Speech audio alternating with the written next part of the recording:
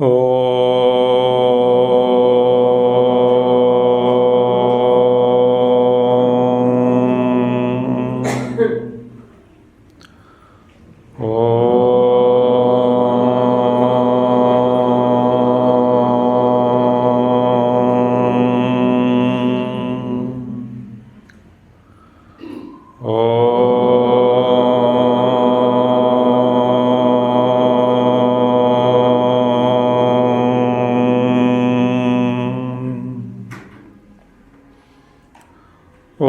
श्री गणेशाय नमः। ओम श्री सरस्वत्यै नमः। ओम श्री गुरुभ्यो नमः। ओम समस्तजनकल्याणे निरतं करुणामयं नमामि चिन्मयं देवं सद्गुरुं ब्रह्मविद्वरं सद्गुरुं ब्रह्मविद्वरम्।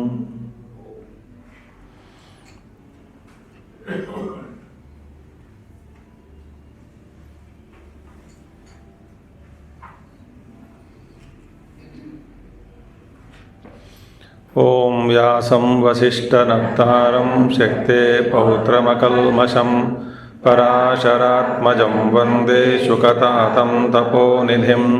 व्यासाय विष्णुरूपाय व्यासरूपाय विष्णवे नमो वै ब्रह्मनिधये वासिष्ठाय नमो नमः। वसुदेवसुतं देवं कंसचाणूरमर्दनं देवकी परमानंदं कृष्णं वंदे जगद्गुरुं कृष्णं वंदे जगद्गुरुं। 10वां अध्याय 21वां श्लोक तक हम पढ़ चुके थे। 22वां का आज आरंभ करना है, करेक्ट? ठीक है। अब श्री भगवान वाचा 19वां श्लोक से हम जब साथ में पढ़ेंगे, क्योंकि अर्जुन का प्रश्न ये था कि आपके जो विभूति और योगम विस्तरेण आत्मनो योगम विभूतिम च जनार्दन भूय कतयः तृप्तिर्हि शृण्वतो नास्ति में अमृतम।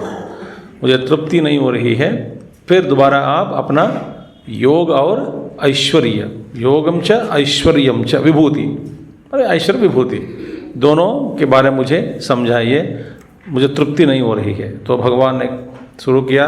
श्री भगवानुवाच हन्त ते कथयिष्यामि दिव्या ह्यात्मविभूतयः प्राधान्यतः कुरु श्रेष्ठ नास्त्यन्तो विस्तरस्य मे अहमात्मा गुडाकेश सर्वभूताशयस्थितः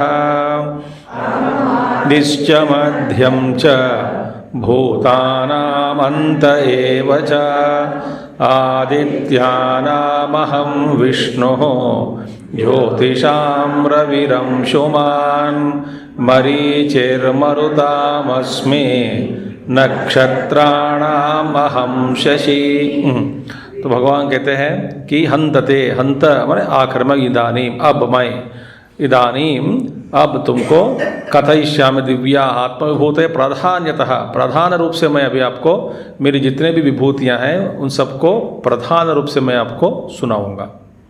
विशेषतः माने विस्तरेण न संभवती, विस्तार करके समझाना मेरे लिए भी दिक्कत है, ठीक है। और सबसे पहले विभूति भगवान यहाँ से शुरू करते हैं। अहम आत्मा गुणाकेशः, मैं सभी जीवों में, सभी प्राणियों में आत्मा। देखिए, गुणाका निद्रा तस्या ईशः गुणाकेशो जितेंद्रिय इत्यर्थः। अहम आत्मा प्रत्यगात्मा, सभी प्राणियों में प्रत्यगात्म के रूप में पहले सबसे विभूति यही है। भगवान का प्राकट्य सभी जीवों में प्रत्यगात्म के रूप में पहले हुआ। प्रत्यगात्मा, इनर सेल्फ, कोर। तो भगवान कहते अहम आदिश्च मध्यम च भूतानामेव च, और मैं ही आदि और मध्यम और अंत, सभी प्राणियों का आदि कौन है? मैं ही हूँ। अंत मैं हूँ, मध्यम मैं हूँ।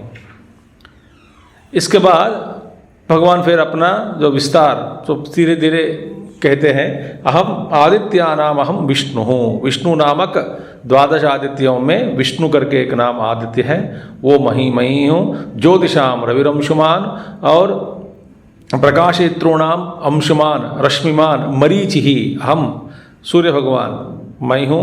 और मरीचिर मरुतामस्मि नक्षत्राणाम अहम शशि। लेकिन नाम मरुताम मरुदेवता भेदा नाम अस्मि मरुताम मरुतगाण। मैंने कहा कि वेग, सभी इन विंड गॉड्स आर देयर, तो विंड गॉड्स नक्षत्र मरीचि, तो इन सभी में मैं वेग हूँ।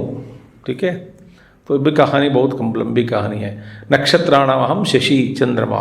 ठीक है, मरुदगणास 49 लोग हैं, 49 में एक वेग जो है, पहला एक तात्पर्य महात्मा लोग है, वेग जो सर्व वायु में जो वेग है, वेग के रूप में स्थित है, वही उसी को मरीचि ही। ठीक है, तो क्योंकि 49 में नामों में मरीचि करके एक अलग कोई मरुदगण का, मरुद देवता का नाम नहीं है, तो महात्मा लोगों का व्याख्यान ऐसा हुआ। ठीक है, अब 22वां श्लोक से हम प्रारंभ करते हैं। वेदानां सामवेदोऽस्मि देवानामस्मि वासवः इंद्रियाणां मनश्चास्मि भूतानामस्मि चेतना वेदानां सामवेदोऽस्मि देवानामस्मि वासवः इंद्रियाणां मनश्चास्मि भूतानामस्मि चेतना। वेदानां मध्ये सामवेदः अस्मि। 4 वास्तव में वेद एक ही है, फिर 4 के रूप में इसका विभाग किया गया व्यास जी के द्वारा। और कौन सा क्या वेद है? ऋग्वेद, यजुर्वेद, सामवेद और अथर्ववेद। ये सामवेद क्या है? सामवेद भगवान कहते हैं चारों वेदों में मैं सामवेद हूँ। क्यों भैया? क्योंकि सामवेद से हमने चांदोग्य उपनिषद हम जब पढ़ते समय हमने देखा कि ऋग्वेदीय मंत्र जब गाया जाता है उसी को वही साम बन जाता है। ऋग्वेद मंत्र जब गाते हैं ना मंत्रों को, वह साम बन जाता है। हमें विस्तार से देखा चांदोग्य उपनिषद में आरंभ में। तो इसी तरह यहाँ पे सामवेद गाया जाता है। और कोई भी आप वेद और अत्यंत मधुर स्वर में एक अच्छा विधि विधान के साथ, हाँ उसमें भी स्वर है, तो इन सब के साथ जब गाया जाता है अत्यंत सुंदर। तो वेद का जो पाठ्य विधि जो है अनेक प्रकार के विधि है। एक है कहते हैं शुक्ल यजुर्वेद, और यजुर्वेद में जो भाग, जो शाखा में मुख्य रूप में 2 भाग, शुक्ल यजुर्वेद और कृष्ण यजुर्वेद। अच्छा, शुक्ल यजुर्वेद पठन से भी ज़्यादा कृष्ण यजुर्वेद का वेद पठन अच्छा लगता है सुनने में। चिन्मय मिशन में हम कृष्ण यजुर्वेद का ही हम फॉलो करते हैं, इसका ही हम अनुकरण करते हैं, कृष्ण यजुर्वेद। अच्छा, और शुक्ल यजुर्वेद अलग है, उसका भी पाठ्य का विधि विधान अलग है। मगर इन सबसे ज़्यादा सामवेद जब गाया जाता है, सामवेद, वो तो अद्भुत। इसलिए भगवान कहते हैं वेदानाम सामवेदः अस्मि। ऋग्वेदीय मंत्रों को जब गाया जाता है वही साम बन जाता है। और देवानाम, रुद्र आदित्यानाम, अनेक प्रकार के देवताएं हैं। तो रुद्र देवताएं हैं, आदित्य देवताएं हैं। उन सभी देवताओं में इंद्र वासवः माने इंद्र अस्मि, मैं इंद्र हूँ। प्रधान इंद्र कौन है? सभी देवताओं में प्रधान कौन है? इंद्र। तो सभी देवताओं में इंद्र मैं हूँ। अच्छा, और इंद्रियाणाम एकादशानाम चक्षुरादीनाम मनश्च अस्मि संकल्प विकल्पात्मकम मनश्च अस्मि। अब इंद्रियों में, ये 11 इंद्रियों में, इंद्रियाणाम एकादशानाम, वास्तव में मन को भी एक इंद्रिय रूप में उसको भी गिना है, मगर मन करके एक कोई विशेष इंद्रिय नहीं है। वास्तव में 10 इंद्रिय है, मगर इन 10 इंद्रियों का जो अनुभव को सम्मिलित करके और फिर हमको फिर प्रतिचर्या चर्या के हमारे जीवन व्यवहार में जो मदद देता है वही मन है। ठीक है, खास करके जैसे कि कहते हैं कि संग के कारण, देखिए फॉर एग्जाम्पल, उदाहरण के लिए हम कहते हैं महाभारत पंचम वेद है। ठीक है, कहने के लिए महाभारत पंचम है, मगर वेद में महाभारत तो नहीं है। माने वेद महाभारत को एक अलग सा एक वेद के रूप में स्वीकार नहीं करते, मगर इसका मतलब क्या है, तुलना करके जैसे वेद जितना प्रसिद्ध है, जितने श्रेष्ठ हैं, उतना ही श्रेष्ठ महाभारत में भी उसको गिना करके, गणना करके, उसको भी तुलना करके महाभारत को भी श्रेष्ठ बनाया गया, क्योंकि महाभारत का अंश जो है वो श्रेष्ठ है। ठीक है, मगर महाभारत वेद नहीं बनता, कहने से महाभारत वेद नहीं होगा, मगर पंचमवेद कहते हैं कुछ लोग। इसी तरह है, मन वास्तव में इंद्रिय नहीं है।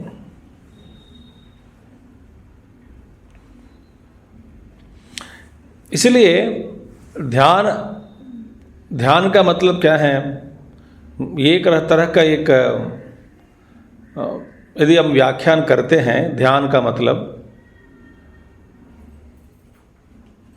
एक रूप से, एक कोण से, दृक्कोण से अब देखा जाए, ध्यान मतलब क्या है, ध्यान वह अभ्यास है जिसमें हमको ये पता लगे कि मन करके ऐसा चीज कोई नहीं है।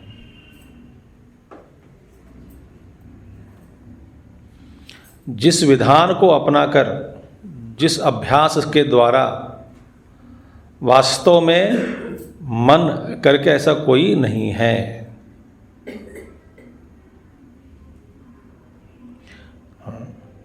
क्योंकि संकल्प विकल्पात्मकम मनः, तो सारे मन से सारे संकल्पों को हटा दिया, विकल्पों को भी हटा दिया, एक एक संकल्प को उठाकर फेंक दिया, सर्व संकल्प सन्यासी, सभी संकल्पों को त्याग दिया। त्याग दिया माने सहज रूप से संकल्पों की उत्पत्ति नहीं होती, संकल्प या विकल्प इनकी वृत्तियों की उत्पत्ति नहीं होती मन में। जब मन में ये सब नहीं होगा तो मन ही नहीं है। जैसे कि कपड़े से सारे धागा को निकाल दिया, फिर कपड़ा कहां रही?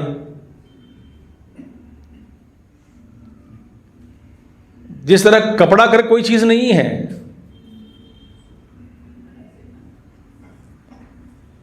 सारे धागों को सम्मिलित करके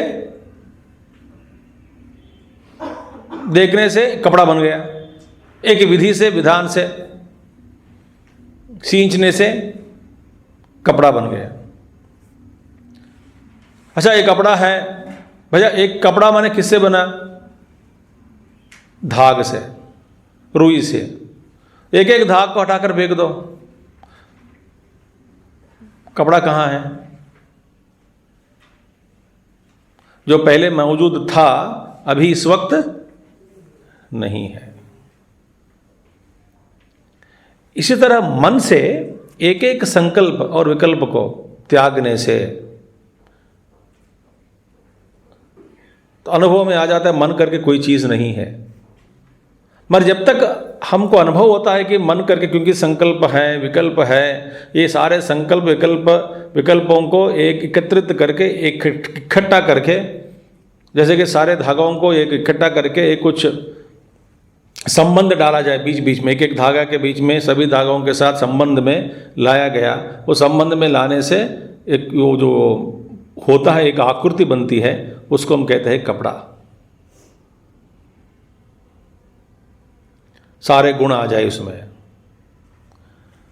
तो भगवान कहते हैं तो है, जब तक है तो है। तो वास्तव में यदि मन को विलीन कर दिया तो सारे इंद्रियों भी कम खत्म हो गए। क्योंकि देखिए, प्रत्येक इंद्रियां अपना अपना अनुभव करने लगे, सम्मिलित के बिना उसमें कोई दुख नहीं होता, सुख भी नहीं होता।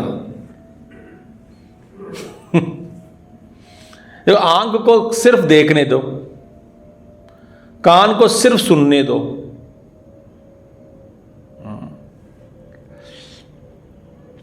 जीभ को रसास्वाद करने दो, रसास्वाद करने दो, चमड़े को स्पर्श का अनुभव दिला दो। यदि एक एक अनुभव अलग अलग है तो उसमें हमको न दुख होता न सुख भी होता है, क्योंकि इन सबको सम्मिलित करके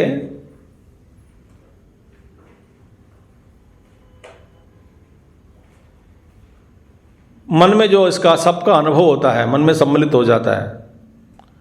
इसलिए मन को कहा गया एकादश इंद्रिय, 11वां इंद्रिय। जैसे महाभारत को पंचम वेद कहना, जितना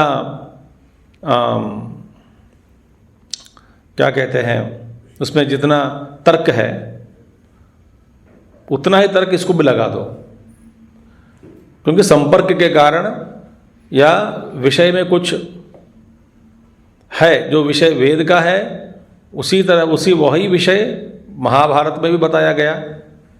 तो जैसे कि उपनिषद शास्त्र कहते हैं गीता को, क्योंकि उपनिषद में जो पढ़ाया गया इसी तरह गीता में भी है, मगर गीता स्मृति बन गई, उपनिषद वेद बन गया, वेदांत बन गया।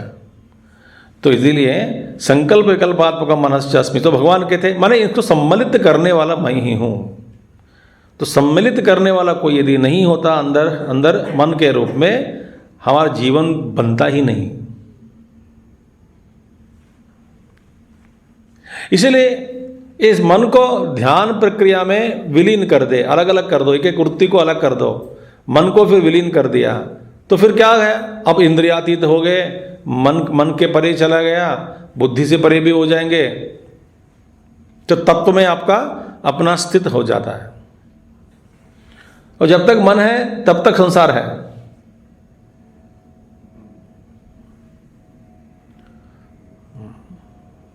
जब मन ही नहीं है संसार नहीं है, निद्रावस्था में मन नहीं है संसार नहीं है।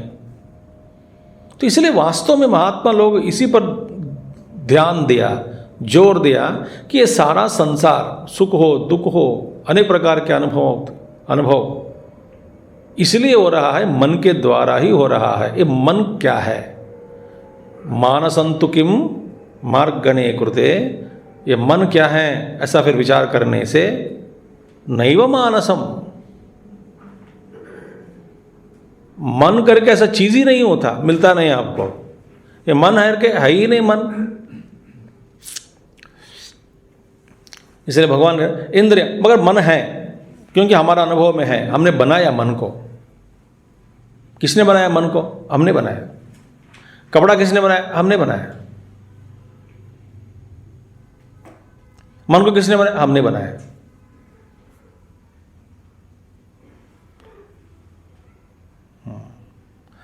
तो इंद्रियाणाम मनश्चास्मि भूतानाम अस्मि चेतना, ये भी अद्भुत है। भूतानाम अस्मि चेतना, भूत प्राणियों में, प्राणी समुदाय में कार्य कारण संघाते नित्य अभिव्यक्ता बुद्धिवृत्ति ही चेतना। अद्भुत। इस पर बहुत हम सोचने से बहुत मिलता है इसमें, इतना हम गहरे नहीं जाएंगे, मगर क्या है सुनिए। ये कार्य करण संघात, इस कार्य करण संघात में ध्यान से सुनिए, वहां पढ़ने से आपको समझ में कुछ नहीं आएगा। एक कार्य क्या है, कर्ण क्या है, कार्य करण संघात क्या है? शरीर मन बुद्धि सब कार्य करण संघात हो गया। ये संघात है। संघात माने संघात,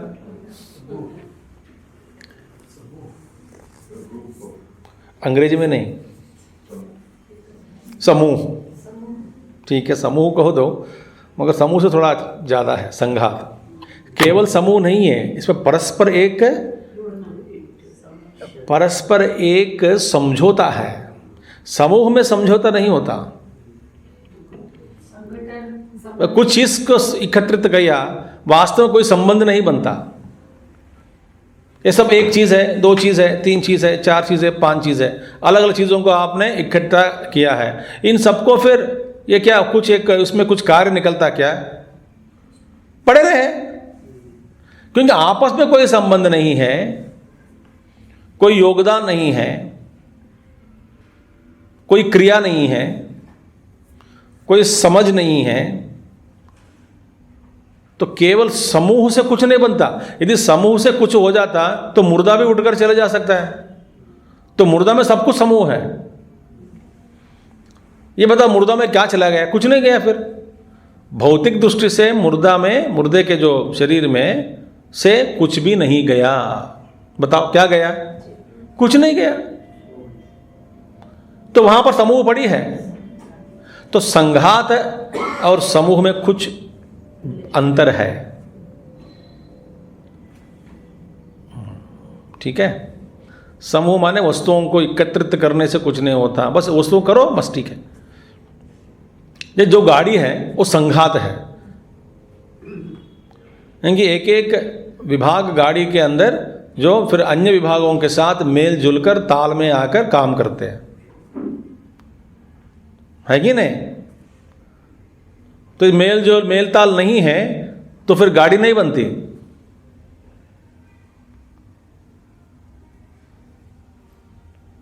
अच्छा, अब देखिए इस कार्य करण संघात किसने कहा कि इसमें कुछ हो रहा है। आप कुछ खा रहे हैं, खाना फिर हजम हो रहा है, फिर खून आप उसका सार को लेकर के प्रत्येक अंग के पास ले जाएगा, फिर वहां कुछ ना बहुत कुछ चर्या हो रही है ना, सब मिलकर काम कर रहे हैं ना अंदर शरीर के अंदर।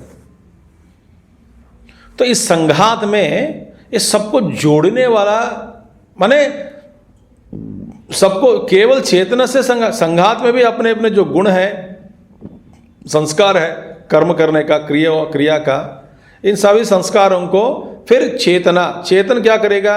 जैसे कि बिजली, देखिए बड़ा मशीन है, सब में है संघात है, मगर इसमें बिजली का स्पर्श नहीं है तो फिर संघात काम नहीं करता।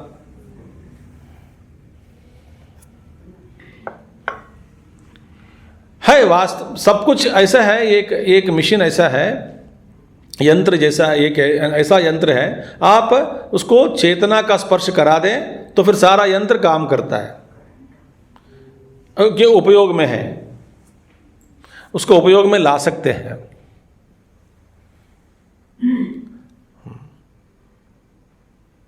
माने परस्पर संबंध पहले से एक कुछ बनाया गया, पहले संबंध, मगर संबंध तो बन गया, एक एक अंग एक एक भाग जो है एक एक कार्य करता है। इन सभी कार्यों को एकत्रित करके फिर आप कुछ ना कुछ उसका प्राकट्य, कुछ ना कुछ उसके द्वारा कुछ निकाल सकते हैं। मगर इन सबको चेतन करने वाला, चेतन कराने वाला कौन है? विद्युत।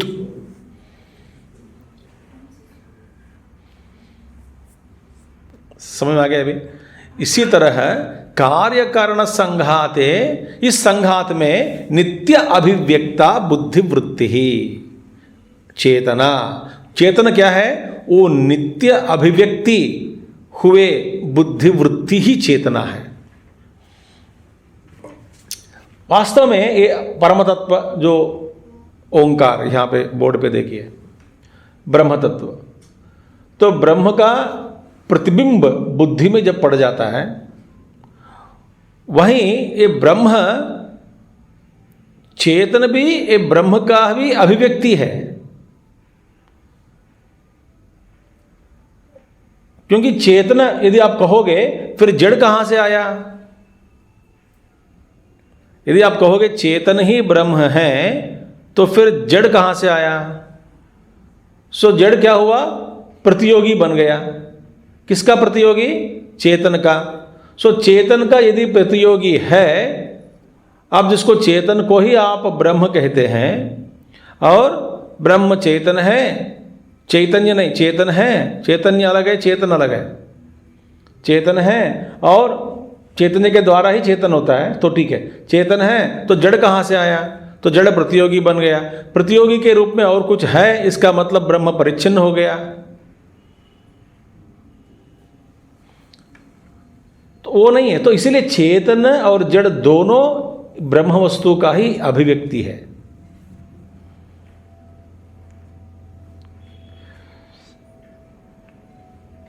अब ये एक अभिव्यक्ति क्या है? चेतन के रूप में। चेतन के रूप में अभिव्यक्ति, जो इस ब्रह्म तत्व को बुद्धिवृत्ति ही चेतन के रूप में पकड़ सकते हैं। जैसे कि हर पदार्थ में प्रतिबिंब होने का संभावना है, हो भी रहा है, हर दीवार में अपना प्रतिबिंब हो रहा है, वास्तव में दिख नहीं रहा है हमको, इसीलिए कि वो हर दीवार, हर वस्तु प्रतिबिंब पूर्ण रूप से करने में असमर्थ है, दर्पण के अलावा। जैसे कि आप दर्पण जिस वस्तु से, जिस कण से बनते हैं दर्पण, वही कण सर्वत्र व्याप्त है, हर पदार्थ में है दर्पण का जो पदार्थ। जिस चीज से दर्पण बनता है वो दर्पण का जो पदार्थ है वो हर में है, हर वस्तु में, हर मिट्टी में है। मगर खास करके अपना स्वरूप को हम वहीं देख सकते हैं, दर्पण में ही। इसी तरह बुद्धिवृत्ति में ही, मन में नहीं, बुद्धिवृत्ति में ही इस परम तत्व परमात्मा को चेतन के रूप में अभिव्यक्ति कराने में बुद्धिवृत्ति ही मदद देती है, बुद्धिवृत्ति ही कारण बनता है। अब देखिए, चेतना, बुद्धिवृत्ति ही चेतना, तो यह नित्य अभिव्यक्ति संघात में, इस कार्यकरण संघात में, शरीर मन इंद्रिय प्राण इस सभी संघात में ये बुद्धिवृत्ति जो है नित्य अभिव्यक्ति, हमें 24 आवर्स में 24 घंटे इसकी अभिव्यक्ति है। इसकी अभिव्यक्ति यदि बंद हो जाती है तो शरीर संघात काम नहीं करता। निद्रावस्था में भी इस चेतना है, आप सो जाएंगे मगर ये चेतना जो जारी है, नहीं तो खून कैसी बहती है, देखिए हृदय का स्पंदन कैसा हो रहा है, खून बहना शरीर के अंदर, सारे अंग, आप खाना खाकर सो जाते, हजम करने वाला चेतना है अंदर, है ना। तो ये नित्य जागृति है बुद्धिवृत्ति, चेतन के रूप में जो बुद्धिवृत्ति में अभिव्यक्ति हुए जो चेतना है वो नित्य जागृत है। वह चेतना मैं हूं, परमात्मा। अरे बाप रे,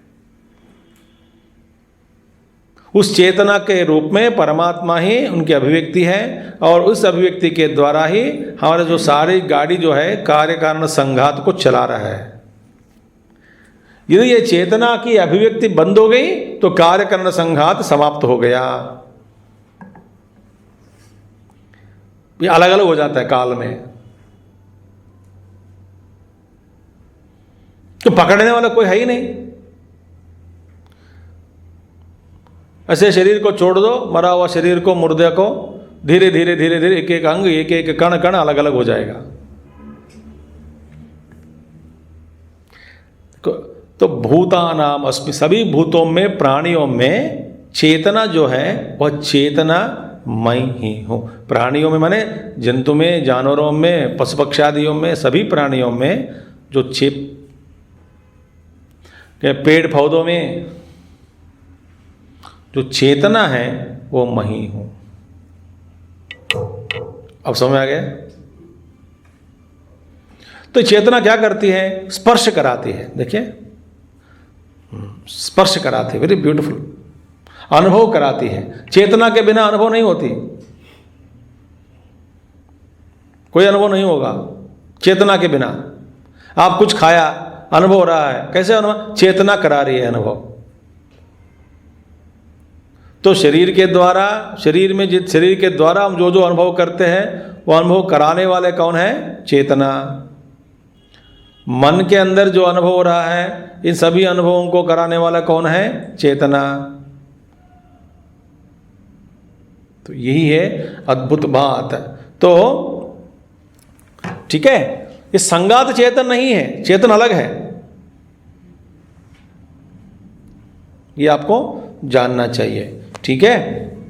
सो बुद्धिवृत्ति के कारण ही इसका संबंध जो है चेतन से हो रहा है। बुद्धिवृत्ति है, सो बुद्धिवृत्ति ही कारण बन गया, क्योंकि बुद्धिवृत्ति ही नहीं है, परमात्मा का प्रतिबिंब नहीं होता।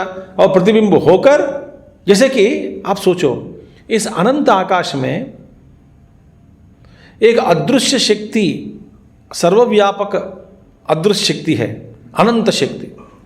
वह अनंत शक्ति जितना आवश्यक है हमारे जो सौर परिवार के लिए, उतना ही ज्योति के रूप में सूर्य भगवान के द्वारा दिया जा रहा है।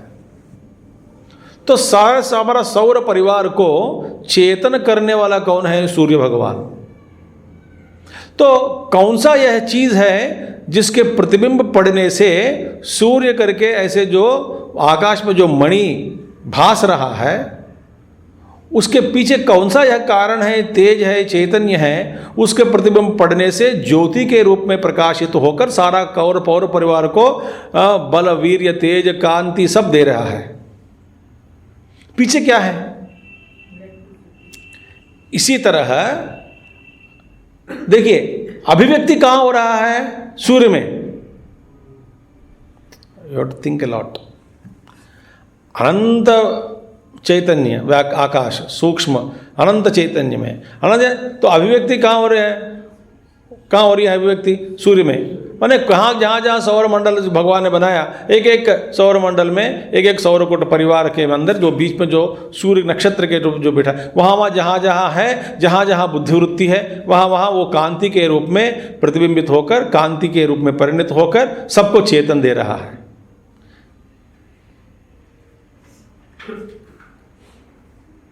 वही चीज है। इसीलिए बुद्धि बस हमारा सूर्य है।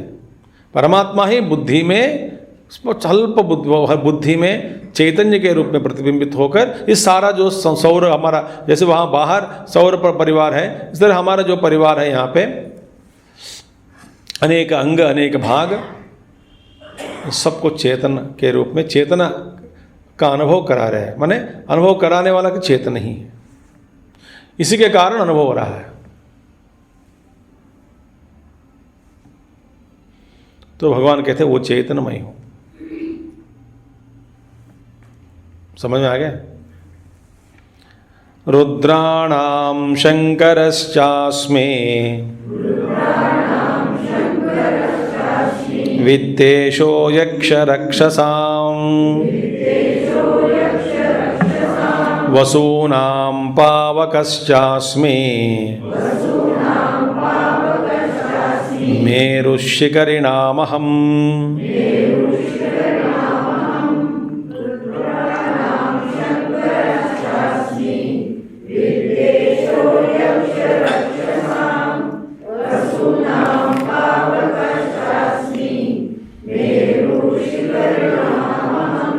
हाँ, रुद्राणाम शंकरश्चास्मि, एकादश रुद्र है। एकादश रुद्र वो कौन है? वीरभद्र, शंभु, गिरीश, अज, एकपाद, अहिर्बुध्निया, पिनाकी, भवानीश, कपाली, दिक्पति और स्थाणु। एकादश रुद्र कौन कौन? वीरभद्र, शंभु, गिरीश, अज, एकपाद, अहिर्बुध्निया, पिनाकी, भवानीश, कपाली, दिक्पति और स्थाणु। एकादश रुद्र। इनमें से जो शंभु है, देखो वीरभद्र शंभु और गिरीश अजह, शंभु कर पिनाकी, शंकरश्चास्मि, वो इसको शंकर बोलते हैं। शंभु शंकरः, रुद्राणाम एकदशानाम शंकरः। वो शंभु जो है वही शंकर है। शंकरोति इति शंकरः। भूभव शंभु जो शंकरोति, ऑस्पिशियस। ठीक है, शंकरश्च अस्मि। तो रुद्र, ये एकादश रुद्रों में मैं शंभु हूँ, शंकरः मैं हूँ। ठीक है। और भगवान कहते हैं वित्तेशः, वित्तेशः धनेश्वरः, वित्त ईशः, वित्तेश्वरः, वित्तानां वित्तस्य ईशः, यू कैन से।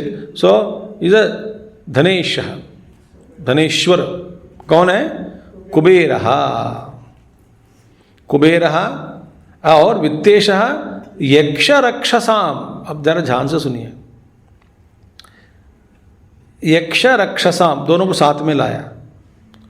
रक्षसाम माने राक्षस नहीं है, यहां पे राक्षसानाम ऐसा नहीं कहा। यक्ष और रक्ष ये दो गण हैं। यक्ष और रक्ष। यक्ष लोग वे हैं वो कुबेर की जो संपत्ति है, ये गण है, जो देवताओं की संपत्ति है, देवताओं की संपत्ति, जितना भी संपत्ति माने इसमें सब कुछ आ गया, धन ही नहीं है, पशु संपत्ति इत्यादि सभी संपत्ति। जैसे यहाँ है सृष्टि में बहुत सारी संपत्ति है, प्रत्येक लोक में संपत्ति है, तो इन सभी जो संपत्ति जो देवलोक में जो है उनकी रक्षा करने वाले यक्ष होते हैं। संपत्ति की रक्षा करने वाले यक्ष लोग होते हैं, यक्ष। इसलिए यक्ष की उपासना, कोई यक्ष का आप कुबेर की उपासना, यक्ष की उपासना करने से तो यक्ष उनकी रक्षा करते हैं। इसलिए कुबेर जी जब पांडवों को जब चला गए, वो कैलाश पर्वत पार करके कहीं पहाड़ों में, कहीं अत्यंत पहाड़ के ऊपर हिमालय के अंदर कहीं गहरे में चला गया, अब और उन उत्कृष्ट श्रेणियों के ऊपर, वहाँ पर जब कुबेर के साथ युद्ध भी हुआ, भीम तो कुबेर जी ने क्षमा कर दिया, युधिष्ठिर जी ने माफ़ी मांगी, तो कुबेर ने बोला क्षमा कर दिया, भीम को जरा अपना नियम में रखो करके बताया। फिर बोले कि आप फिर अरिष्टनेमी आश्रम में पहुंच जाओ, नीचे वहीं रहिएगा, अर्जुन आने तक कुछ समय लगेगा, तब तक आप हमारे जो यक्ष लोग हैं वे आपकी सेवा करेंगे, रक्षा करेंगे। तो यक्ष लोग ये पांडवों को वहाँ पे अच्छे अच्छे खाद्य पदार्थ ले आना, उपासना के लिए फूल ले आना, सब लोग सेवा में लगे हैं, पांडवों की सेवा में।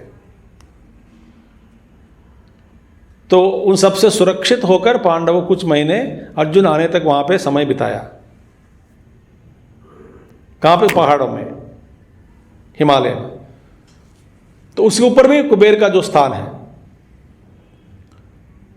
तो यक्ष माने संपत्ति की रक्षा करने वाले जो होते हैं, वो खास करके देवताओं की रक्षा, ठीक है, रक्षा करें। तो यक्ष रक्षसाम च। और ये और दूसरी बात है कि यहाँ पे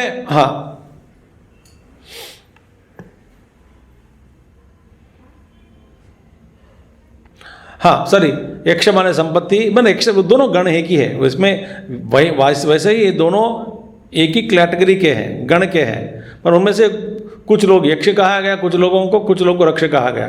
माने कुछ लोग संपत्ति का जो संपत्ति संबंधित जो सारा कार्य करने वाले यक्ष है, और संपत्ति की रक्षा करने वाले रक्ष है।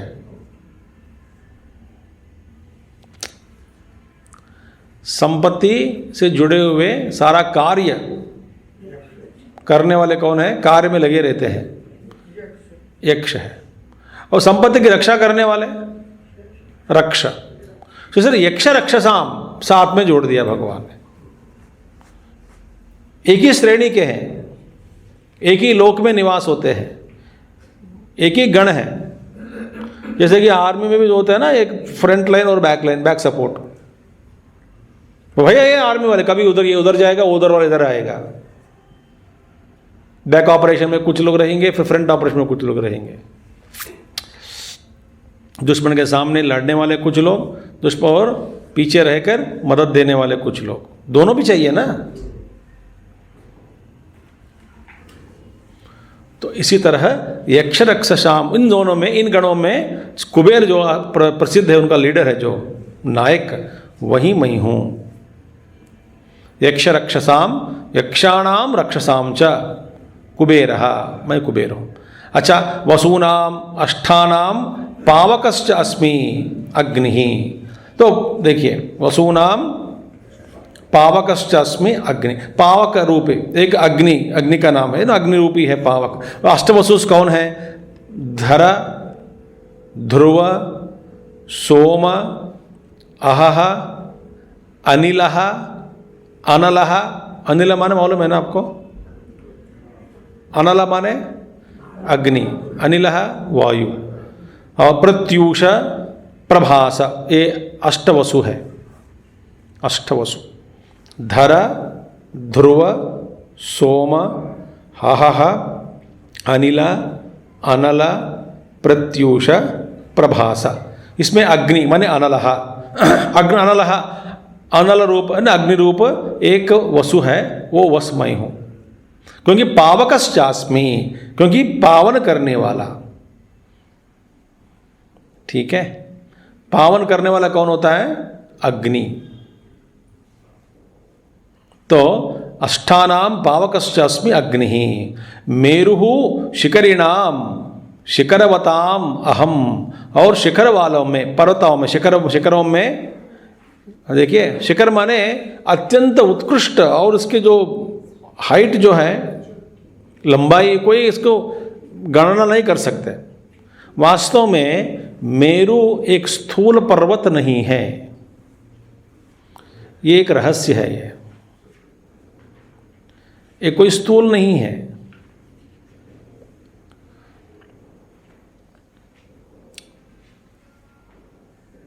ठीक है, ये ब्रह्मलोक तक उसका ऊंचाई।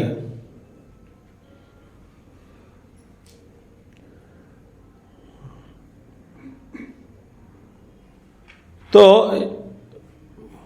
ये देख सकते नहीं, फिर ये कैसे शास्त्र सिद्ध है, इसे स्वीकार करना पड़ेगा आपको। और है, हम देख नहीं सकते। तो मेरु जो कहते हैं कि जैसे कि आप पृथ्वी ले लो, पृथ्वी के जो केंद्र से एक जो लाइन जाता है ना, एक्सिस बोलते हैं इसको। और हिंदी में क्या कहते हैं एक्सिस को? मुझे ध्वनित, धूलि। मगर वो ब्रह्मांड का जो एक्सिस समझ लो। और इसका बड़ा एक विचित्र है इसका भाष्य, तो छोड़ दो अभी आपको। शिखरों में मेरु मैं हूँ बस। अब आपको मैं समझा नहीं सकता हूँ।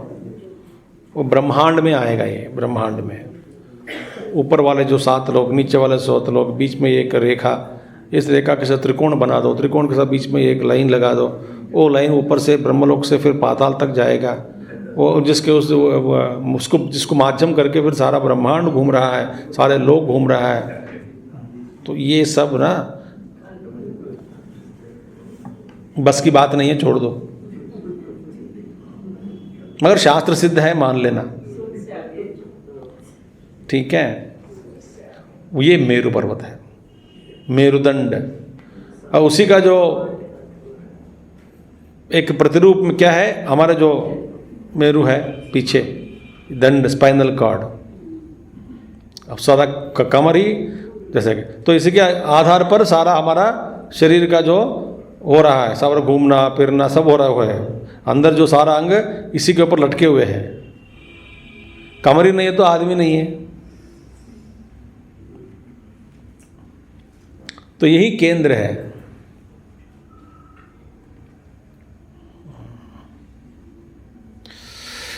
हाँ, मेरुः शिखरिणाम शिखरवताम अहम। ठीक है, अच्छा। पुरोधसां च मुख्यं मां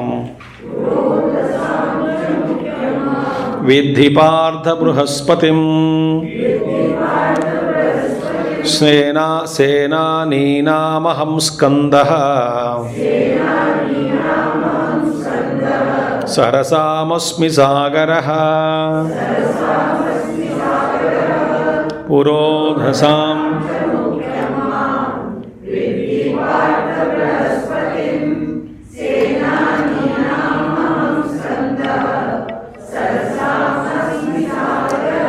पुरोधसाम माने राजपुरोहिता नाम, राजपुरोहितों में, ठीक है, मुख्यम प्रधानम माम विद्धि जानी ही। राजपुरोहितों में मुख्य पुरोहित जो है, देवताओं का जो पुरोहित होता है वो कौन है? बृहस्पति मैं हूँ। तो राजपुरोहित, राजा मैंने ये त्रिकाल त्रिलोकों के जो राजा जो इंद्र है वो उनके बृहस्पति है वो। तो महाराजाधिराज पुरोहित है वो, इंद्र के पुरोहित, देवताओं के पुरोहित। तो बृहस्पति माम विद्धि सही इंद्रस्य इति मुख्य स्यात् पुरोदसाः, वही इंद्र के जो बृहस्पति मुख्य पुरोहित है वो मैं हूँ, बृहस्पति मैं हूँ। अच्छा, सेनापतीनाम अहम स्कंदः, स्कंदो माने देवसेनापति माने कार्तिकेय, देवसेनापति, देवताओं की सेना का पति जो है कौन है? देवसेनापति।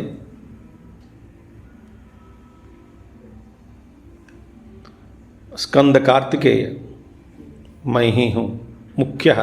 तो इंद्रस्य सेनानीनां सेनापतीनाम अहम स्कंदो देवसेनापति। सरसाम यानी देवकाथानी सरांसी तेषाम सरसाम सागरः। देवकाथानी माने देवताओं के द्वारा निर्मित किए गए सरोवरों में मैं कौन हूँ? सागर हूँ। क्योंकि छोटा छोटा सरोवर हम भी बना सकते हैं ना खोद के, वो सागर किसने बनाया है? सागर हम नहीं बना सकते हैं। सो देवताओं के द्वारा निर्मित किया गया है सागर। सारे लोग लगे थे इसीलिए सागर बना, तो सागर मैं हूं। ठीक है। महर्षीणां भृगुरहं गिरामस्मि एकमक्षरम् यज्ञानां जपयज्ञोऽस्मि स्थावराणां हिमालयः।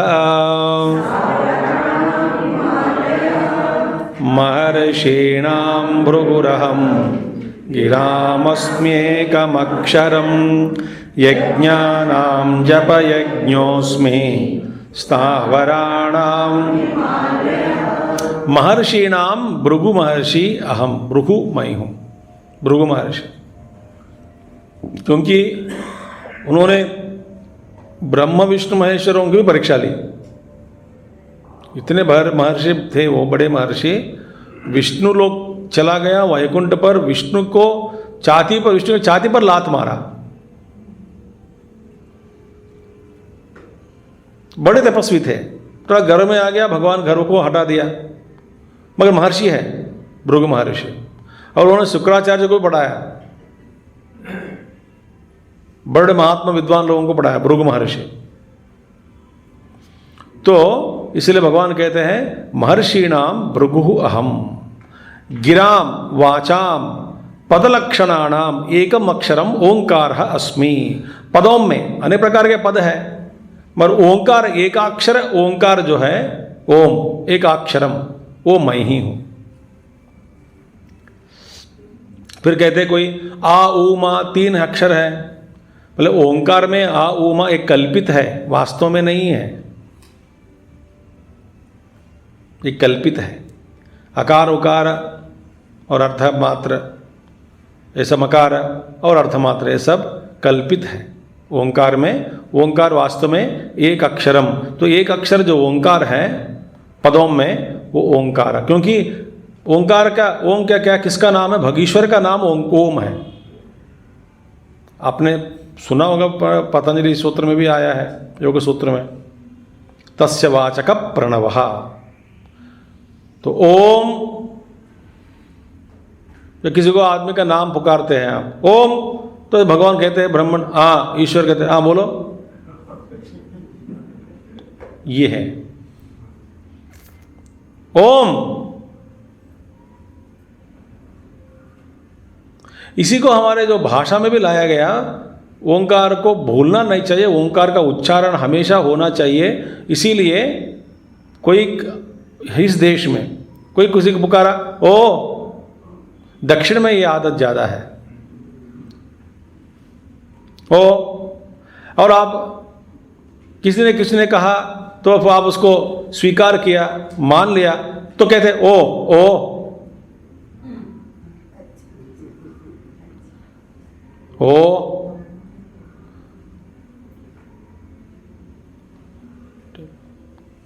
और समझ मान लिया आम, आओ मा आम ओम।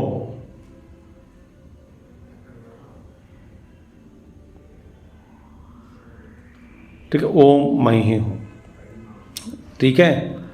यज्ञानाम अनेक प्रकार के यज्ञ हैं, सभी यज्ञों में जप यज्ञ मैं हूँ, यज्ञानाम जप यज्ञ अस्मि। अच्छा यज्ञ, अरे सब कुछ यज्ञ है, फिर जप यज्ञ क्यों है, मैं क्यों भगवान कहा, ये बहुत अनेक प्रकार की व्याख्याएं हैं। ठीक है, अब हम लोग एक व्याख्यान देखेंगे कि यज्ञ में जब 3 चीज़ हो तभी यज्ञ संपन्न होता है। 3 चीज़ होना चाहिए यज्ञों में, हर यज्ञ में 3 चीज़ है। इन 3 चीज़ के बिना यज्ञ नहीं संभव होता है। पहला क्या चीज़ है यज्ञ में, क्या चाहिए, पहला सबसे पहला मंत्रोच्चारणम, मंत्र का उच्चारण, ये जरूरी है। मंत्र के बिना यज्ञ नहीं होता। मंत्र के द्वारा ही देवताओं को आवाहन किया जाता है और मंत्र के द्वारा ही दी गई द्रव्य जो भी है देवता तक पहुंचा भी दे सकते हैं हम, मंत्र के द्वारा ही। इतना प्रभाव है मंत्र में, तो मंत्र उच्चारण के बिना यज्ञ नहीं संभव। दूसरा क्या है, द्रव्य त्याग। आप कुछ त्यागे बिना द्रव्य यज्ञ नहीं बनता, कुछ ना कुछ डालना चाहिए, त्यागना चाहिए, चढ़ाना चाहिए, तभी होता है यज्ञ। तीसरा क्या है, किसी देवता के उद्देश्य से ही होना चाहिए। तो देवता कौन है, किसको दे रहे हैं, किस देवता के उद्देश्य में रखकर किसके लिए आप ये अपना जो भविष्य है, द्रव्य है, आप दे रहे हैं, किसके उद्देश्य में मन में रखकर, किसके उद्देश्य में आप दे रहे हैं। तो ये 3 चीज चाहिए, है ना। अब देखिए, सभी यज्ञ परतंत्र है। कुछ भी आप यज्ञ लो, सब परतंत्र है। जैसे कि आप हवन करना चाहते हैं, परतंत्र है, माने परतंत्र माने पराधीन, स्वतंत्र नहीं है, परतंत्र है। क्योंकि आपको ये द्रव्य चाहिए, अग्नि चाहिए, ऋत्विक चाहिए, हविष्य चाहिए, वातावरण चाहिए, बारिश नहीं होना चाहिए, गर्मी भी ज़्यादा लगनी नहीं चाहिए, मंत्रोच्चारण ठीक से होना चाहिए। ठीक से मंत्र नहीं पढ़ा तो यज्ञ संपन्न नहीं होगा। आपका स्वास्थ्य भी ठीक से होना चाहिए, बैठने लायक होना चाहिए, कमर दर्द नहीं होना चाहिए।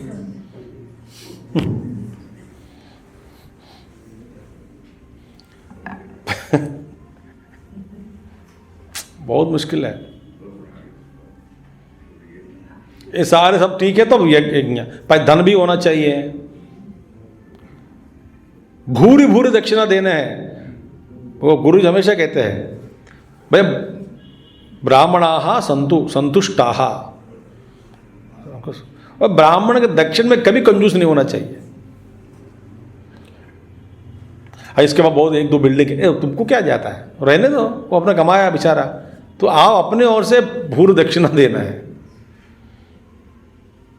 मैं कह रहा हूँ अप्रैल में आ रहा है ना यज्ञ, इसलिए मैं पहले बता रहा हूँ। रोज यज्ञ होने वाला है यहाँ पे, अप्रैल 17 को, 18 को, 19 को, 20 को। 11 ऋत्विक लोग आएंगे, 11 ऋत्विक लोग, ब्राह्मण लोग।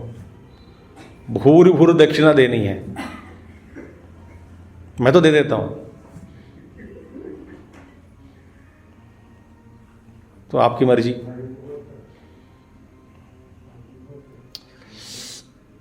भूरी भूरी दक्षिणा, तभी यज्ञ संपन्न होगा। तो उनके अंदर कुछ एक निराशा के साथ यदि छोड़ के चला गया यज्ञ का प्रांगण, इसलिए भोजन जब खिलाया जाता, ब्राह्मण से पूछा जाता है कि आपको तृप्ति मिली हुई, बोले तृप्तोस्मि, वो कहना चाहिए तृप्तोस्मि, तभी एक गृहस्थ छोड़ेगा उसको, नहीं तो और को डाल देगा। ठीक है, चलेगा, ये बात नहीं चलती है, हमारे घरों में चलता है ये सब। ठीक है, बस हो जाएगा, माने तृप्ति नहीं हुई, चल जाएगा, इतना मेरे ख्याल में काफ़ी है। ऐसे जो भाषा नहीं चलता भोजन खिलाने में। तृप्ति हुई कि नहीं? तृप्तोस्मि तृप्तोस्मि, बस बहुत तृप्ति हुई मुझे, तब छोड़ो। तो ये 3 आवश्यक चीजें क्या है? फर्स्ट मंत्र उच्चार और द्रव्य त्याग, और तीसरा देवता के जो उद्देश्य से होना चाहिए, देवता होनी चाहिए। किसको दे रहे हैं भैया? तो इंद्राय स्वाहा, इंद्राय इदम न मम, इंद्र के लिए मैं दे रहा हूं, ये मेरे लिए नहीं है, मैं त्याग दे रहा हूं, त्याग रहा हूं, इंद्र को समर्पण मैं कर रहा हूं।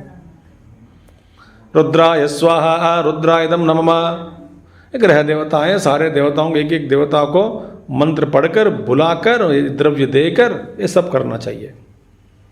ठीक है। अब देखिए जप यज्ञ में और यज्ञ में ये इस तरह के जो बाह्य यज्ञ में, पर हर यज्ञ में कुछ ना कुछ हिंस भी हो जाता है, हिंसा। तो कीड़े मकड़े मर जाते हैं, और कभी कभी आप जो सामग्री डालते हैं उसमें भी कीड़े हो जाते हैं। अब जितना भी प्रयास करो, एक एक या 2 चींटी मकड़ी कुछ कहीं एक चुप गए और वो भी मर गए। और वातावरण में अग्नि के कारण जितने भी कीड़े मर जाते हैं। तो इस यज्ञ में कुछ ना कुछ हिंसा हो ही जाता है, इसीलिए तो फिर प्रायश्चित्त मंत्र पढ़कर यज्ञ समाप्त करते हैं। प्रायश्चित्त मंत्र, यज्ञ लोप, मंत्र लोप, तंत्र लोप, क्रिया लोप, शक्ति लोप, श्रद्धा लोप, काल लोप, नियम लोप, नैवेद्य लोप। तो प्रभु क्षमा कीजिए करके करते हैं। मगर जप यज्ञ में ये हिंसा कोई है ही नहीं। अच्छा, अब जप यज्ञ में आप क्या कर रहे हैं? मंत्र हो रहा है, मंत्र हो रहा है, देवता के उद्देश्य हो रहा है। फिर क्या त्याग दे रहे हैं आप? जब मंत्र करते हैं, पूजा पाठ करते हैं, जप यज्ञ में द्रव्य का त्याग, चंदन चढ़ा रहे, कभी फूल चढ़ा रहे, कभी जप करते हैं, कभी कुछ भगवान को चढ़ा रहे, समर्पण करते हैं, वही त्याग है, द्रव्य त्याग। आप एक अनुष्ठान किया, फिर भोजन खिलाते हैं किसी को, या कुछ समर्पण करते हैं मंदिर में जाकर। यज्ञ का, जप यज्ञ का अनुष्ठान पूरा हुआ मेरा, कुछ ना कुछ खीर बनाकर भगवान को चढ़ाएंगे, वो करते हैं कि नहीं?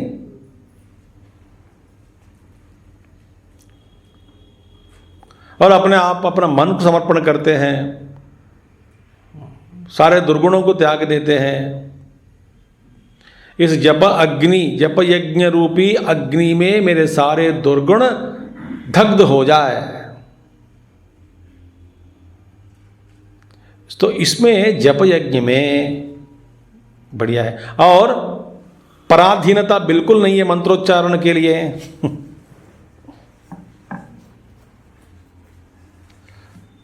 कोई मृत्युक चाहिए क्या मंत्र? वैसे कराने वाला बहुत है। पंडित को 1000 रुपया देकर मेरे नाम पे जप कर लो, कुछ नहीं मिलेगा। पंडित को 1000 रुपया मिलता है, बस कम से कम ऐसे सेवा करो। 1000 रुपया पंडित को दिया है तो ठीक है, उसको अपना काम आएगा, पुण्य उनको मिलेगा, आपको नहीं मिलेगा। तो अनजान में वो बैठकर साधना कर रहे हैं ना, उसका अभ्यास हो रहा है, कमर टिक कर सीधा कर कर बैठना, वो सब है ना, आसन सिद्धि उसको मिल रहा है, सिद्धि उसको मिल रही है, हमको कुछ नहीं मिलेगा, हमको गर्व मिलेगा। करा दिया ले। तो पर्स कैरी करके जाते हैं ना मंदिर में, कर दो ठीक से करना, ठीक है, कर दो।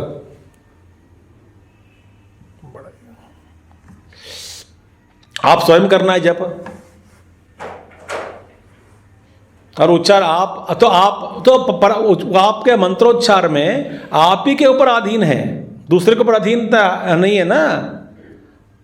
तो आपके अपने अधीन है मंत्र का उच्चार, ठीक ठाक उच्चार किसके अधीन में है? आप ही के अधीन में है। तो जप यज्ञ में आप ही के अधीन में है। और उद्देश्य किस देवता के लिए मैं करूं, वो आप ही के हाथ में है।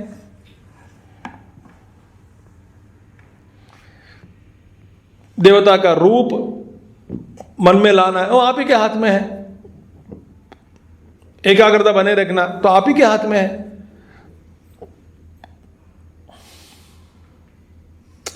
पराधीनता बिल्कुल नहीं है वहां पे।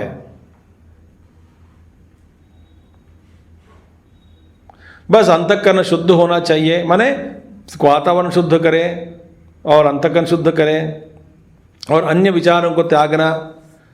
अन्य विचार लाए बिना यदि जप करेंगे तो जप का महत्व आपको जब अत्यंत शीघ्र जब सिद्धि मिल जाती है। विक्षिप्त मन से कभी कभी हुआ तो ठीक से होता है, पर वो भी आपके अधीन में है ना। धीरे धीरे आप जीत प्राप्त कर लो मन पर।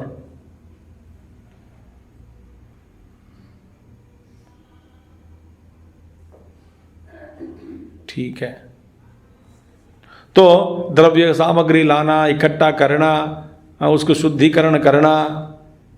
द्रव्य की शुद्धिकरण करते हैं ना, पहले शुद्धि करते हैं पहले। अपवित्र पवित्रो वा सर्वावस्थांगतोऽपि वा यस्मरेत् पुंडरीकाक्षां स बाह्य अभ्यंतर शुचि। पुंडरीकाक्षा पुंडरीकाक्षा पुंडरीकाक्षा करके फिर पुण्यावचन करके सारी शुद्धि करके सब करना पड़ता है। यहाँ पे द्रव्य की शुद्धि कोई जरूरी नहीं है, आप ही के हाथ में है।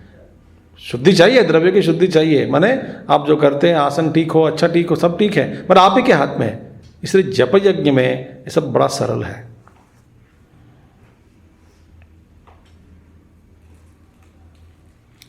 और किसी अवस्था में भगवान का नाम ले सकते हैं। तो इसीलिए यज्ञानाम जप यज्ञ अस्मि। ठीक है। स्थावराणाम हिमालय, स्थावर रूपी जो पहाड़ पर पर्वतों में जो स्थावर है माने भारी है। हिमालय से ज़्यादा भारी कोई है ही नहीं पर्वत पृथ्वी पे। विशाल भी कोई है ही नहीं, इतना विशाल हिमालय पर्वत। हिमालय पर्वत एक नहीं है ना, ये बड़े बड़े शिखर, अन्य प्रकार के पर्वत, ये पहाड़, एक ही पूरा क्षेत्र जो है हिमालय पर्वत श्रेणी। इससे भारी है, बहुत बड़ा भारी है, ये वजन वाले हैं। ऐसा अद्भुत पर्वत कहीं आपको नहीं मिलता है। तो सब कुछ हिमालय है। ठीक है, तो मैं ही हूँ। अश्वत्थ सर्ववृक्षाणां देवर्षीणां च नारदः गंधर्वाणां चित्ररथः सिद्धानां कपिलो मुनिः।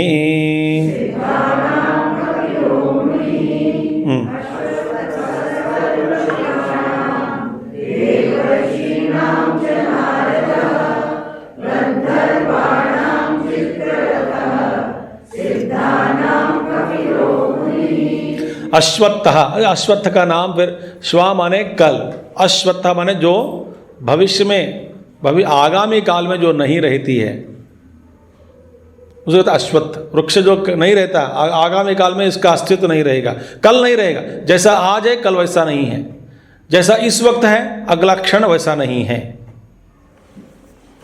यही अश्वत्थ वृक्ष। फिर बाद में 15 अध्याय में बताएंगे भगवान अश्वत्थ वृक्ष के बारे में, ऊर्ध्वमूल मदशाकम।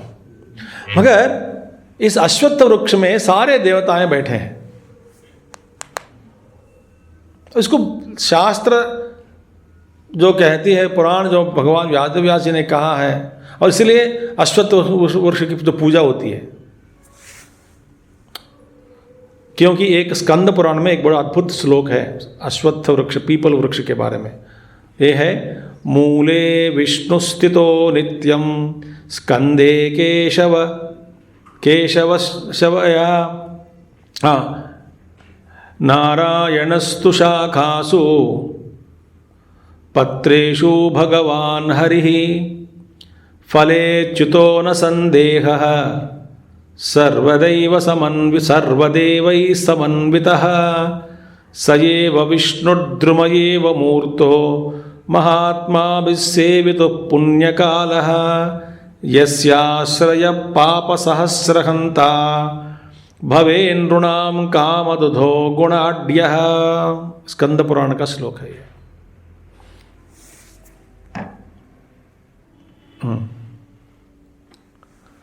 मूले विष्णु स्थितो नित्यम स्कंदे केशव एव च। मूल में विष्णु स्थित है, हमारे आश्रम के बाहर अश्वत्थ वृक्ष है कि नहीं, पीपल है ना वो बाहर, इसलिए कभी काटना नहीं उसको, ठीक है। मैं सो रहा था उस दिन, किसी महात्मा जी ने काटा मेरा, 1 महीने तक मेरा ऐसा कुछ हुआ अंदर। ये जब तक हम स्थूल दृष्टि से ही देखते हैं दुनिया को ना, और काटने से पहले भी यदि जरूर काटना पड़ा एक थोड़ा डाली, ऐसे बहुत प्रक्रिया होती है, विधि विधान। पेड़ को कभी छूना भी नहीं चाहिए, अश्वत्थ वृक्ष का, भगवान को काटा। अब इसका आप सुन लो, आप मूर्ख है, मूर्ख लोग हैं सब लोग। ये काटना पड़ा तो उसकी पूजा करके, आराधना करके प्रभु को बस माफी मांग कर करना पड़ेगा। हमारे को ये सब सिखाया है बचपन से, संस्कार, बस बहुत भाग्य है, भाग्य। ये उदाहरण देता हूँ, एक हम बचपन में कहीं, एक हमारा जो बस ताऊ जी घर, वहाँ पे पूरा जॉइंट फैमिली है, सब संगम में चला गया समर में, तो वहाँ पे हर साल चाहते थे, वहाँ पे आंगन में पीछे बहुत सारे वो पेड़, फल का वृक्ष, पेड़, सब कुछ होते हैं वहाँ पे। तो समर में जब जाते हैं ना, हमको हमारे ताऊ जी बड़े लोग चाय नहीं देते, फिर सुबह उठो, नाश्ता करो, फिर हल उठाओ, ये उठाओ, काम करो। बेचारे ये पेड़ को टिक करो, उसका पानी के लिए जाने के लिए मार्ग बनाओ, ये बोलो, ये कूदो, उसको कुदाई करो, ये कुदाई करो, टिक से करो, सब कुछ। तो हम लोग बचपन बहुत करते थे, बस चलो यही काम हमारा, मस्त है, ये ऐसा क्यों है, ये ऐसा क्यों है, ये ऐसा क्यों हो रहा था, ठीक है, सब लोग लगे रहे। एक दिन फिर मैंने देखा वो जो नींबू का बड़ा वृक्ष थे एक्चुअली, उसमें क्या कोई नींबू जो बहुत कम हो रहा है, कुछ है वो फल जो है ना नींबू का जो है, उसका जो बहुत कम है। तो मैंने पूछा कि ये क्यों पेड़ मरते जा रहा है, तब ज़्यादा नहीं है नींबू इस साल। तो हमारे बड़े लोग सुना है, उन्होंने कहा कि इमीडिएटली, एक ताऊ जी सुने, हाँ सही बात है, अब एक काम करो, तुम हाथ जोड़ो। बोले किसको?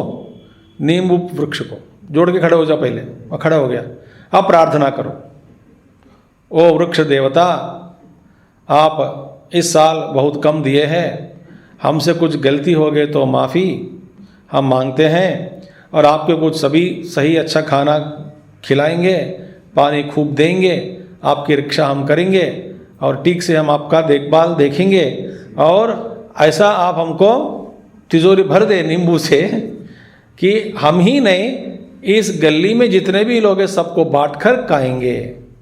ऐसा प्रार्थना मुझसे करवाया और प्रदक्षिणा करवाया। भाई करो पहले।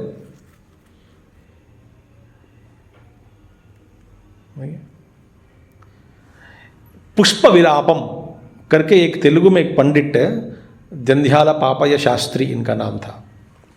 I saw him when I was youngster, वो तो मर चुके हैं।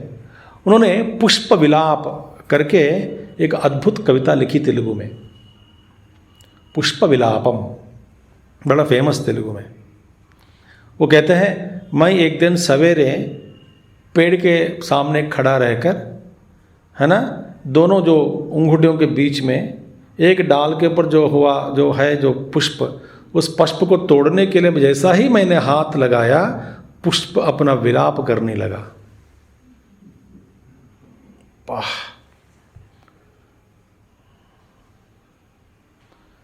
నేనొక పూల మొక్క కడ నిలిచి చివారున కొమ్మ వంచి గోరాడునంతలోనే, before I put that this one and pluck it, very say no Pushpa Vilapam, पुष्प अपना विलाप करने लगे। तो कवि का हृदय बहुत सेंसिटिव होता है, क्रांतदर्शी, इसलिए जो अब हम जैसे आदमी जो देख नहीं सकता वो कुछ सुन सकता है, देख सकता है, इसलिए कवि कहते हैं उनको। वो फूल क्या क्या बोलते हैं, देखो उसमें एक चरण में आता है, आपके जो स्त्री लोग हैं मेरे को अंदर से सुई लगा लगा कर माला बनाकर, और आपके जो ऊपर जो लगाते हैं, ये क्या है, बहुत हमारा हृदय से आप सुई निकालते हैं, हृदय से सुई निकाल कर लगा कर। हम आप पढ़ेंगे ना, आप फूल का आप इसलिए यूज भी नहीं करेंगे आप तो सुनने के बाद।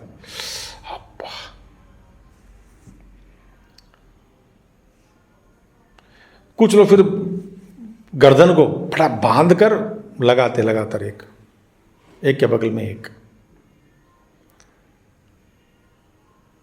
अब सारा विलाप। वो कवि कहते हैं मैं नमस्कार करके आ गया हूं, थोड़ा नहीं फूल को। सेंसिटिव है।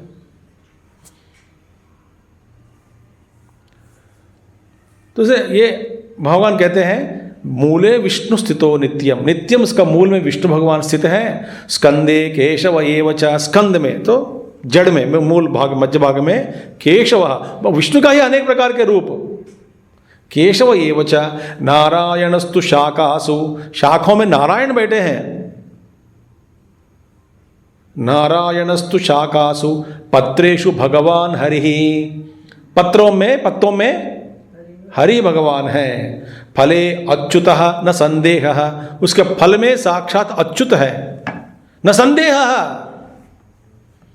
संदेह डाउट मत करो। और सर्वदेवैहि समन्वितः, माने सब देवताओं का, ये तो इसमें स्थिति में सब देवताएं विराजमान हैं इस वृक्ष में।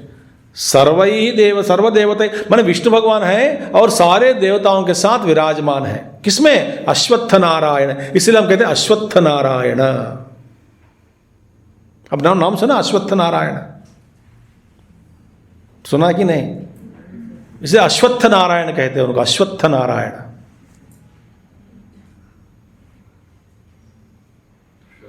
और कहते हैं सयेव विष्णु द्रुमयेव मूर्तः, वो साक्षात विष्णु ही इस रूप में है, इस वृक्ष के रूप में साक्षात विष्णु भगवान ही है। महात्मा भी सेवित पुण्य मूल, जिसका मूल भगवान महात्माओं के द्वारा सेवित किया गया, उसका जिस मूल का जो आराधना जो करते हैं, मूल की जो आराधना, इस वृक्ष का जो मूल है उसकी आराधना करते हैं। कौन करते हैं? महात्मा भी सेवितमानः, सेव्यमानः, सेवित पुण्यमूलः, यस्य आश्रयः पाप सहस्रहंता, इसका आश्रय से अश्वत्थ वृक्ष के नीचे बैठकर आप नमस्कार किया, पूजा किया, सहस्त्र पापों का सारा नाश हो जाता है। हंता भवेत नृणाम कामदुधो गुणाढ्यः, ये सारा गुण इसमें है और ये मनुष्यों के लिए कामधेनु बन गया। माने जो मांगे आप मांगते, अश्वत्थ नारायण देने के लिए इस रूप में बैठे हैं। इसीलिए कई आश्रमों में अश्वत्थ की जो पूजा की जाती है, उसकी परिक्रमा करते हैं। और साइंटिफिकली आप देखा जाए इसका बहुत महत्वपूर्ण है। इससे जो वायु निकलता है, उसका जो एनर्जी लेवल जो है,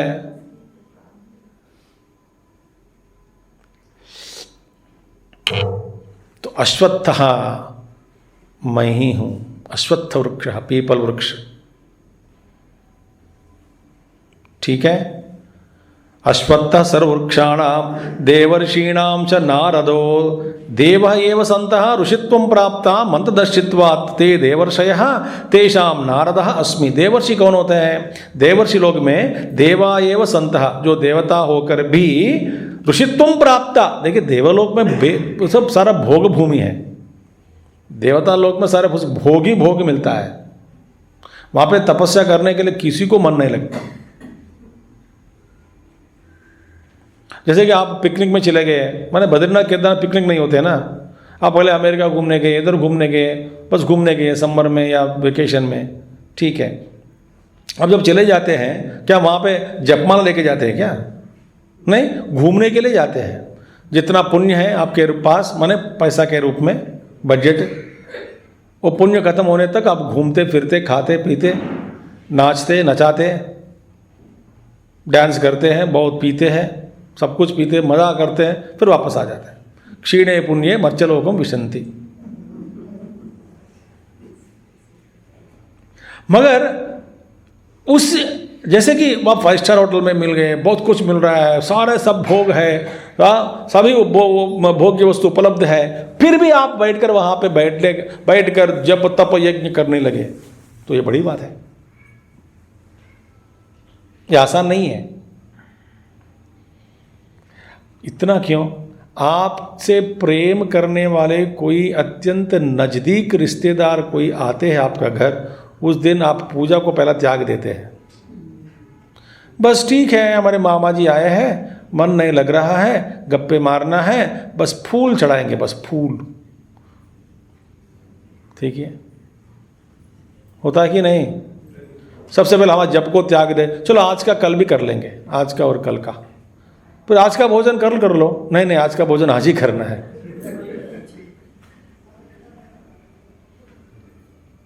तो सबसे पहले हम त्याग दे तपस्या को। तो इसीलिए भगवान आचार्य शंकरा कहते हैं देवा एव संतः, देवता होते हुए भी ऋषित्वम प्राप्ता, क्योंकि मंत्रदर्शित्वात्, वो मंत्रदर्शी बन गए, तपस्या किए, ऋषि बन गए, मंत्रदृष्टा बन गए, वे लोग हैं देवर्षि।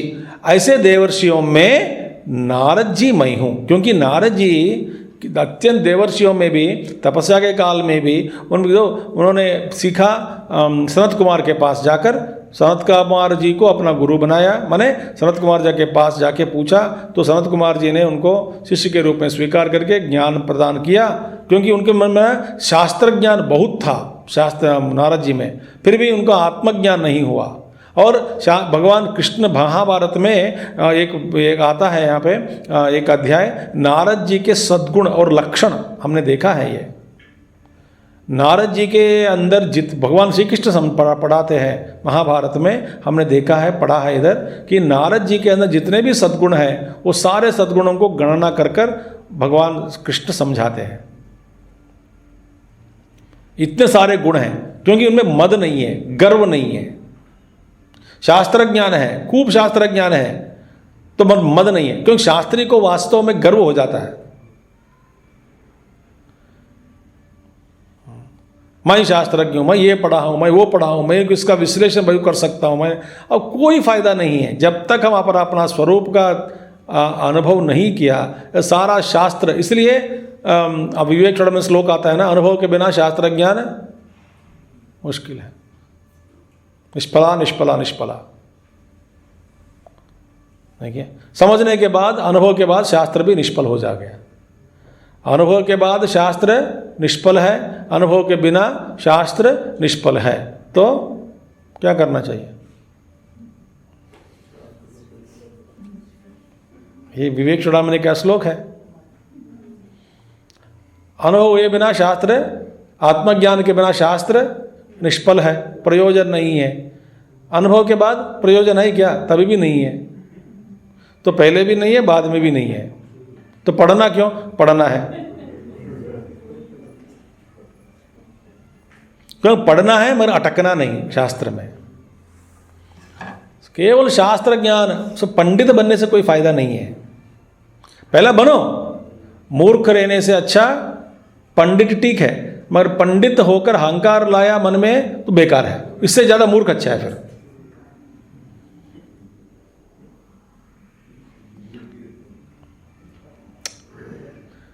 तो नारद जी में मद नहीं है, गर्व नहीं है, सरल है,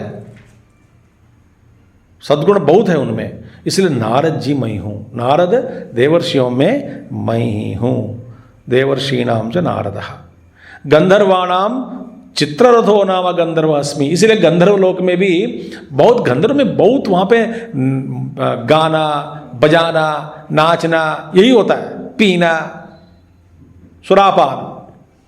सुरापान पियो, नाचो, ढोल बजाओ, म्यूजिक है पूरा, गाना गाओ, ये गाओ, संगीत गाओ, यहाँ पे यही हमेशा, ये वो लोक अलग ही है।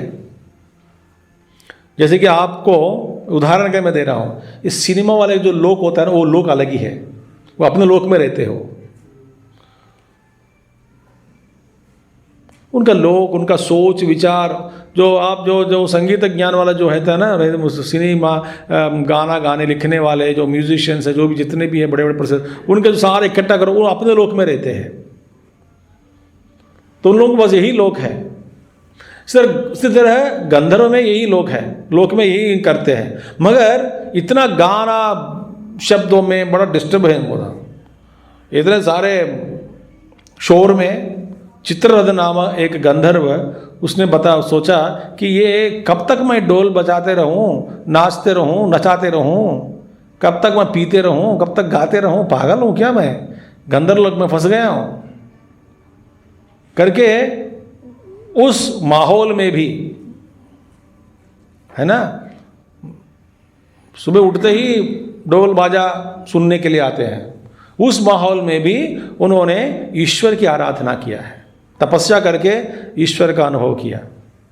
इसलिए चित्ररथ नामक गंधर्व, इसलिए ये सबके उदाहरण के द्वारा हमको ये पता करना चाहिए, हमको होना चाहिए कि माहौल ठीक बनने के बाद मैं तपस्या करूंगा, ये कभी नहीं होगा। हाँ, कुछ ना कुछ हो ही जाएगा। आप कुछ सोचेंगे कि चलो ठीक है 60 साल के बाद मैं ध्यान करूंगा, 60 साल के बाद कमर टूट गया, आंख काम नहीं करता है, डॉक्टर बोला 15 मिनट से ज़्यादा मत पढ़ो। ठीक है, मैं किसी से पढ़वा के सुनूं, वो खूब करो, वो भी काम बंद हो गया, कान भी मशीन लगाने का काम नहीं करता। भरोसा क्या है? आदमी की जो बेवकूफ़ी है। इसलिए जिस माहौल में है, अब हम हमेशा सोचते हैं कि ये माहौल में साधना नहीं हो सकता और भविष्य में होगा। ये हमें अभी भी 90 साल उम्र वाले भी ऐसे सोचता है।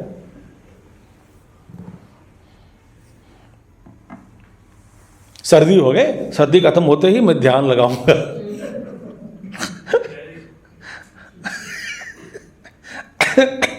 सर्दी खत्म होते ध्यान लगाएगा।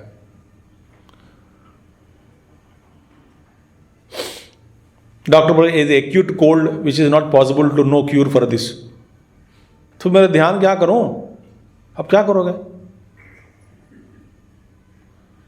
ओम नमः शिवाय, ओम नमः शिवाय करते रहो। कम से कम 2 छींक के बीच में, या 2 एक बार नाक साफ करने से पहले दो करो कि बीच में भगवान का नाम लिया कि नहीं लिया, यही तुम्हारा तपस्या करो।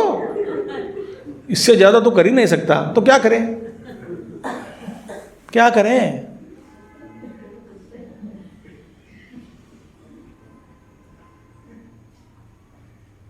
अद्भुत लोग, पीछे पागल लोग हैं। अब ना ये वंडर क्या वंडर बताता हूँ मैं। पद्मासन का अभ्यास मैं कर रहा हूँ। क्यों? ध्यान के लिए। अबे तो पद्मासन कब लगाएगा, कब ध्यान करेगा? तो जीवन में नहीं होगा। इस जीवन में अजीब सा लोग हैं।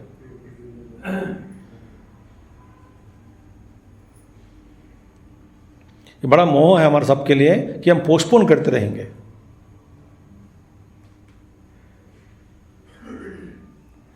करते हैं कि नहीं?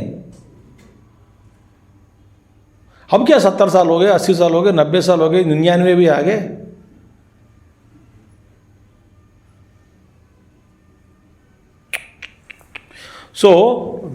देवता होते हुए भी नारद देवर्षि हैं, देवर्षियों में नारद जी श्रेष्ठ हैं, तो मैं हूं।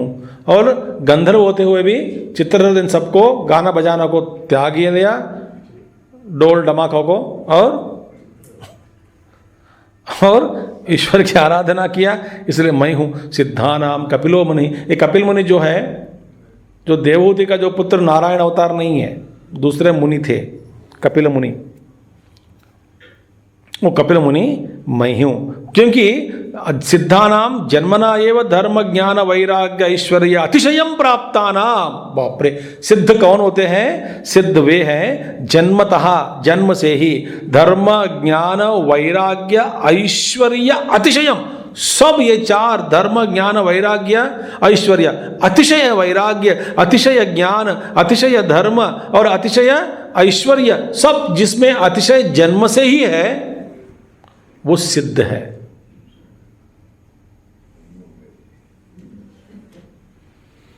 अतिशय संपत्ति माने देखो कि एक हमेशा अपने साथ ही ले जाना है। अतिशय संपत्ति माने पता पिछा बेचारा कितने सोना। मैंने आज देखा एक साधु 3.5 करोड़ का सोना पहनकर घूम रहा है इधर उधर गंगा में। अब इसका वजन कितना बेचारा, क्या छोड़ भी नहीं सकता, नींद में नहीं लगती है उसको।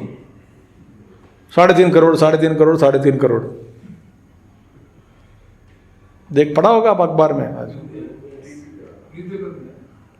मैं तो टीवी देखता हूं, मैं टीवी का दुश्मन हूं। गोल्ड बाबा। और कितना, अगर मन हमेशा, और लोगों के दृष्टि वही हुए। विचित्र विचित्र विचित्र।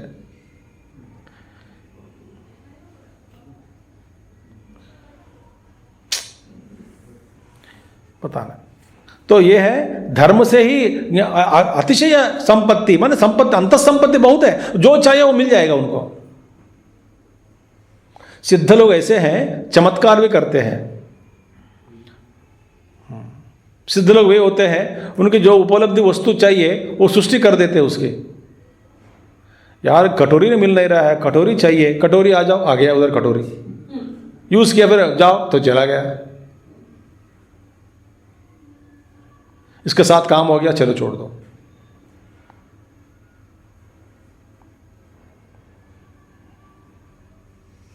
जब चाहिए वस्तु का प्राकट्य, काम करने का वस्तु का विलीन, बस हो गया काम, चलो जाओ। मतलब जो कुछ भी चाहिए वो उनको मिलते, मगर उसमें गर्व नहीं होते हैं। सिद्ध लोग हैं, गुप्त में बैठते, गुप्त। सारे सिद्ध लोग ये शो नहीं बनाते हैं, मंच पर चढ़कर ये करो, नहीं। खास करके सिद्धियां हैं, कभी महात्मा लोग कुछ महात्मा दिखा भी सकते हैं, दिखाएंगे भी, मगर उनके अंदर गर्व नहीं है। कुछ प्रयोजन सिद्ध के लिए दिखाते हैं, कुछ लोगों के मन में थोड़ा कुछ श्रद्धा पैदा करने के लिए दिखाते होंगे, मगर उसमें भी कुछ उत्कृष्ट श्रेय सिद्धि भी है, और जो सिद्धि सिद्ध नहीं है, बस जो मैजिक सीख कर जो दिखाने के धोखा देने वाले भी हैं। मगर सिद्ध लोग जो हैं धर्म से, ज्ञान से, वैराग्य संपन्न, वैराग्य भी है उनमें। तो प्राप्ता नाम, इनमें से कपिलो मुनि, जन्मतः ऐसे सिद्धि वालों में मैं कपिल मुनि हूँ। ठीक है, आज यह समाप्त करते हैं। ओम पूर्णमदः पूर्णमिदं पूर्णात् पूर्णमुदच्यते पूर्णस्य पूर्णमादाय पूर्णमेवावशिष्यते। ओम शांति शांति शांति। हरि ओम श्री गुरुभ्यो नमः। हरि ओम। सद्गुरुनाथ महाराज की